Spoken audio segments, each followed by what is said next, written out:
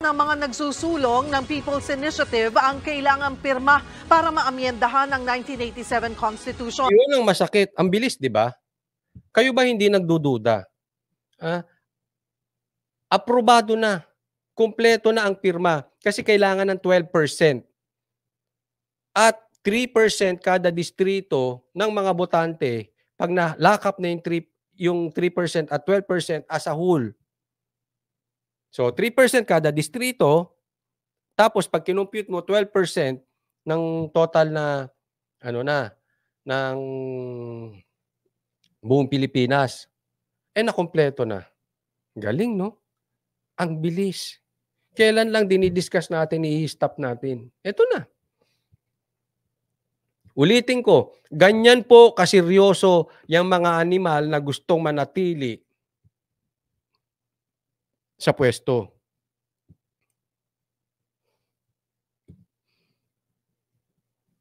Ayun. Pero sabi ng COMELEC, gahol na sila sa oras. Kaya posibleng sa 2026 na maidaos ang plebisito. Nasa frontline ng balitang yan, si JC Cosico. Sobra at lagpas pa sa requirement. Ganyang kakumpiyansa si House Ways and Means Committee Chairman at Alubay Congressman Joey Salceda. Sip-sip ka rin ata Brad. Ako hindi naman kita pinagbibintangan ha. Tinatanong lang kita. Sip-sip ka ba, Brad? Oh, tanong lang naman yon, ha? Huwag ka pong magalit.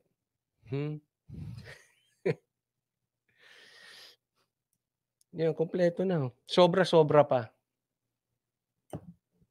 Nang sabihin niyang naabot na ang 12% requirement sa pirma para umusad ang pag-amyenda sa konstitusyon sa pamamagitan ng People's Initiative.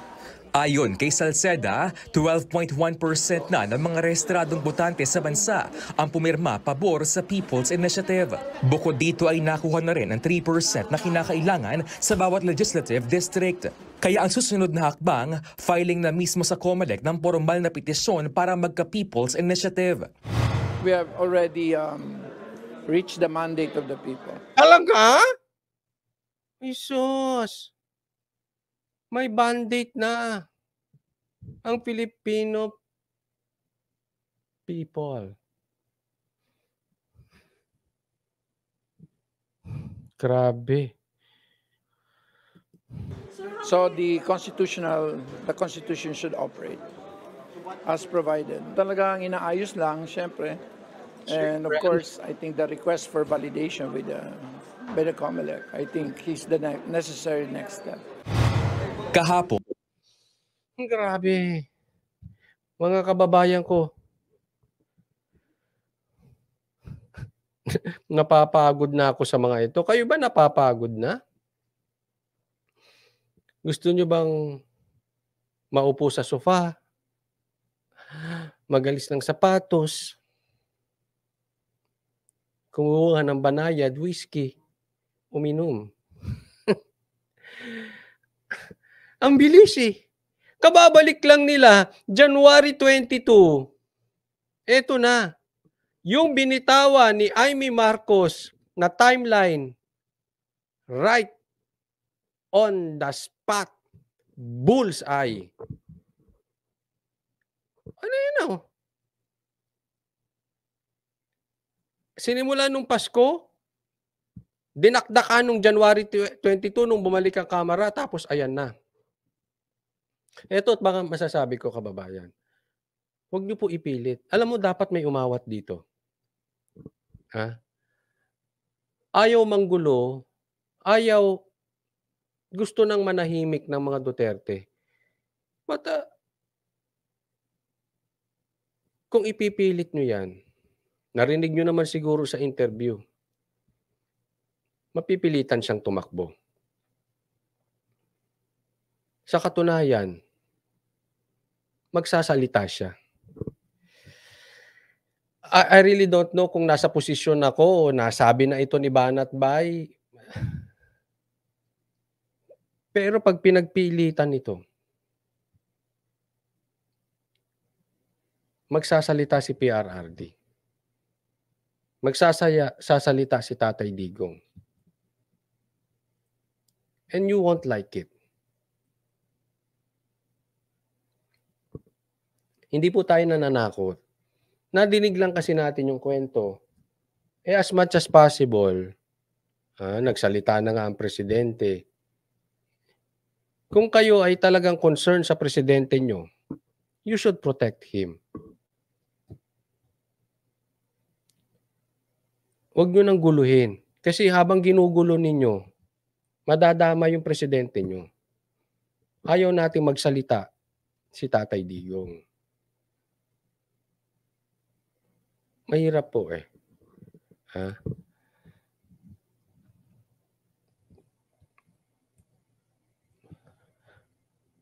Ayaw nating magkaroon ng problema. But, well, eto na yan eh. Kaya kailangan marinig tayo. No? At may mga hakbangin sa tingin kong gagawin. Hindi ko na lang siguro i-discuss dito isa-isa. Pero may mga hakbang po. No? We need to protect hindi po ako nananawagan ng pag-aalsa. Hindi po. Pero we cannot stop the people kung talagay silang nanggagalaitin na. Because this is too much. This is the biggest bad news of all. Naabot na. At lumalabas, nagkakatotoo yung sinasabi ni Amy. By the second quarter of this year, may plebiscite na. Baka hindi na natin masubukan ng 2025 election.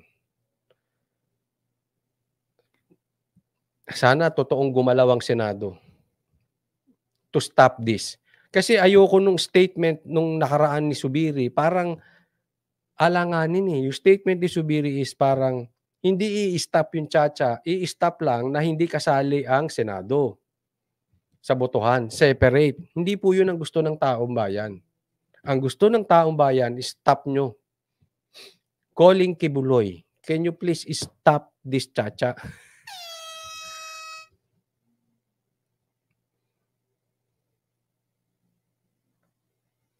PNJP channel, wala nang platform si Tatay Digong para magsalita. Hindi po. Makakapagsalita pa rin yun. Nakapagsalita nga sa Banateros Brothers eh. Nakakontak nga si Banat Bay eh. We are just waiting. So kung walang gikan sa masa, pwede naman siya magsalita kay Banat Bay anytime. No. Siyempre, pagka ipapatawag lang. Mahirap naman kasi presenta eh.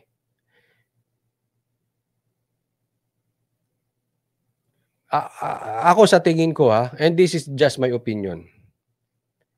Nakatingin lang dito ang mga Duterte, siguro mga pulis, mga military, siguro titingnan kung talagang kokontrahin to ng Senado.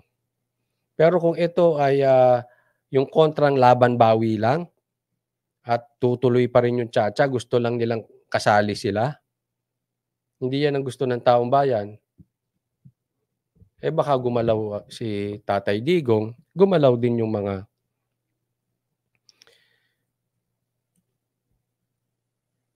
pulis, mga militar. And hopefully, pati ikaw Marcos gumalaw. Kasi tinanggihan mo ito di ba? So sana gumalaw ka din. Kasi kung hindi, madadamay ka talaga dito. No? So, again, mga DDS, ito panawagan. Let's play it by ears. Pakinggan lang natin si Tatay Digong. We have a real leader. We have a strong leader. At mahal pa rin siya ng taong bayan. Tingnan natin yung gagawin ni Tatay Digong. Ililid niya tayo And isa-isa po yan. Tandaan nyo po meron na akala nila kaalyado nila. Dahil lang respeto sa tingin nila nasa kanila pa. Makinig po tayo mabuti. Kala nila yon. Hindi lang umiimik, nasa gedli lang. Pero pag ipinagpilitan yung mga ganitong bagay at gumalaw si Tatay Digong,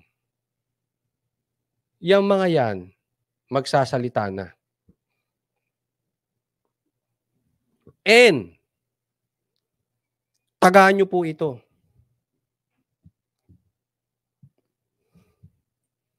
Starting on Sunday, meron na kayo maririnig isa-isa babaligtad.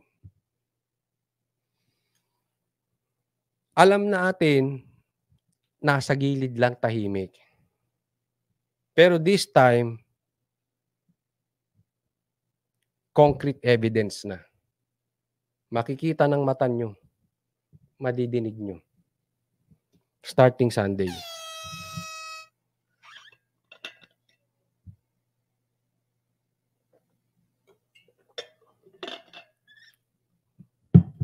Isa-isa na yan. Kaya, kung para nyo hindi ito maituloy, huwag nyong bastusin ang konstitusyon. Kasi parang fast break to eh. Para kayong fast food. Pagkaing minadali, itong People's Initiative. Ngayon may numero na. Sige. Basta, sinabi natin yan dito. Magtigas ulo kayo. Isa lang naman sasabihin ko eh. Nag-warning kami noong 2022.